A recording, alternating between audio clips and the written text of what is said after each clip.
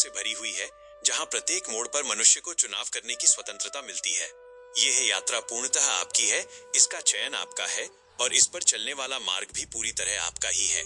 जब मार्ग और चयन आपके हैं, तो इससे मिलने वाले सुखद या दुखद परिणाम भी अनिवार्य रूप से आपके ही होंगे।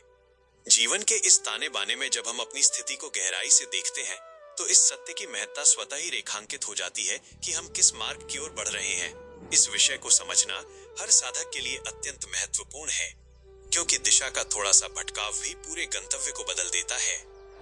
भौतिक जगत की यात्रा पूरी तरह से व्यक्तिगत होती है।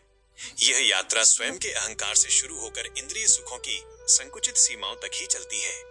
भौतिक संसार में मनुष्य जो भी साधन, सुविधा या संबंध अर्जित करता है, उस हर विषय वस्तु में स्थायित्व का पूर्ण अभाव होता है। यहाँ का सुख क्षणभंगुर है, जो आज है वो कल बदल जाएगा।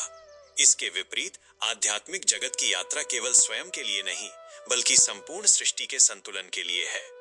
ये यात्रा कठोर अनुशासन और संयम से शुरू होकर आत्मज्ञान की परम चेतना तक चलती है।